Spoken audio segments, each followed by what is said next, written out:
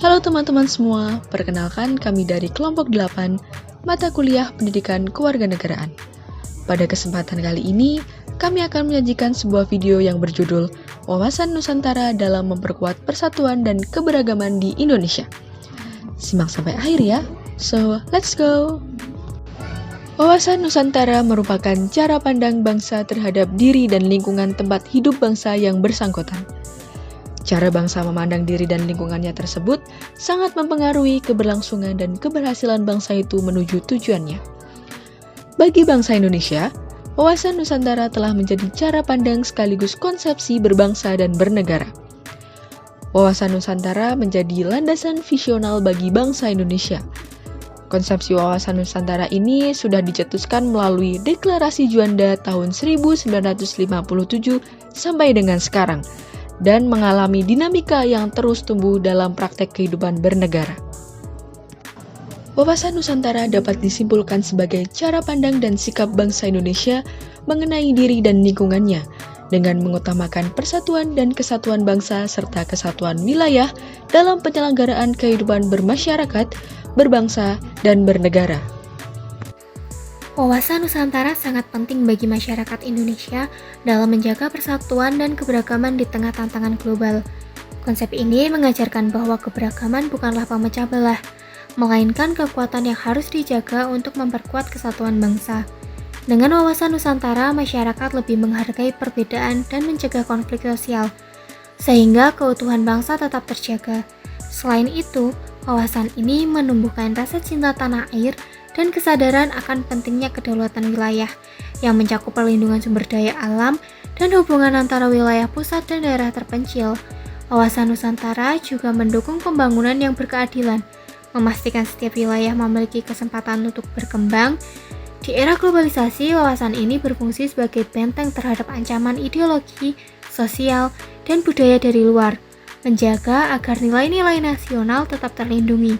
Dengan demikian, wawasan Nusantara menjadi kunci untuk menciptakan harmoni, memperkuat integrasi nasional, dan memastikan ketangguhan bangsa dalam menghadapi dinamika global.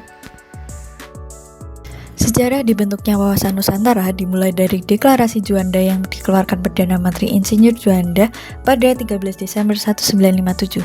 Deklarasi ini menetapkan lebar laut teritorial Indonesia sejauh 12 mil dari garis dasar yang menghubungkan pulau-pulau terluar, menggantikan aturan zaman Hindia Belanda yang hanya mengatur lebar laut 3 mil dari garis pantai. Dengan deklarasi ini, wilayah Indonesia dipandang sebagai satu kesatuan yang menjadikan laut sebagai penghubung, bukan pemisah, dan menghasilkan UU Nomor 4 PRP tahun 1960 untuk mengatur perairan Indonesia. Upaya memperjuangkan konsep ini di tingkat internasional membuahkan hasil dengan diterimanya prinsip negara kepulauan dalam UNCLOS 1982 yang kemudian diratifikasi melalui UU Nomor 17 tahun 1985. Wilayah laut Indonesia meluas hingga 5,9 juta kilometer persegi dengan 3,2 juta kilometer persegi perairan teritorial dan 2,7 juta kilometer persegi zona ekonomi eksklusif.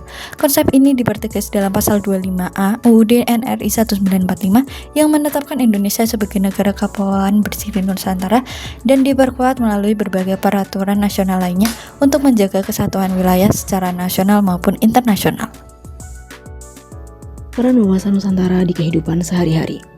Dalam kehidupan sehari-hari, wawasan Nusantara hadir dalam banyak aspek, seperti 1. Persatuan dalam keberagaman. Kita menghargai perbedaan suku, agama, dan budaya. Dalam kehidupan sehari-hari, toleransi dan sikap saling menghormati adalah wujud nyata dari wawasan Nusantara. Kedua, gotong royong. Gotong royong menjadi budaya yang menguatkan solidaritas di antara masyarakat. Kita bekerja bersama untuk kepentingan bersama. Ketiga, kesadaran wilayah.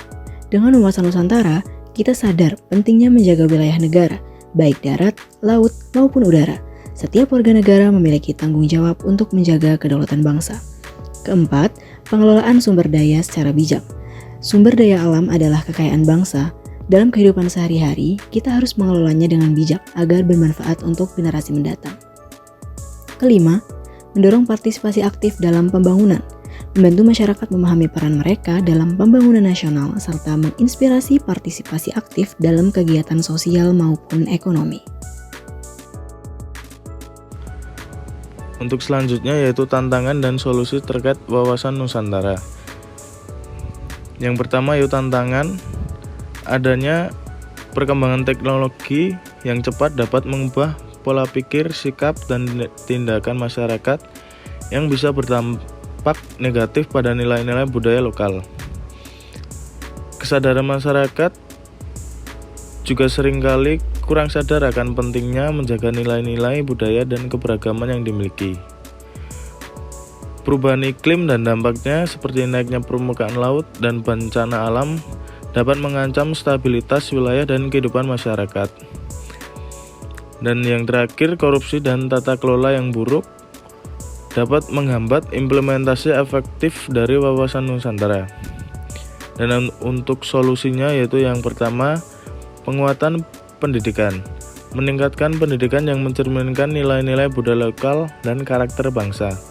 Yang kedua, peningkatan kesadaran. Melakukan kampanye dan program pendidikan untuk meningkatkan kesadaran masyarakat tentang pentingnya menjaga nilai-nilai budaya dan keberagaman. Yang ketiga, pengelolaan lingkungan dan yang berkelanjutan. Mengimplementasikan kebijakan dan strategi yang berkelanjutan untuk mengatasi perubahan iklim dan menjaga kelestarian lingkungan. Yang keempat, kerjasama multikultural. Mendorong kerjasama lintas budaya untuk membangun fondasi yang kuat dan menguntungkan. Dengan mengambil langkah-langkah ini, kita dapat mengatasi tantangan-tantangan tersebut dan memperkuat implementasi wawasan Nusantara di era ini. Nah, bagaimana teman-teman? Sudah mengetahui kan mengenai wawasan Nusantara dalam memperkuat persatuan dan keberagaman di Indonesia? Semoga video penjelasan kali ini bermanfaat ya buat kalian. So, sampai jumpa.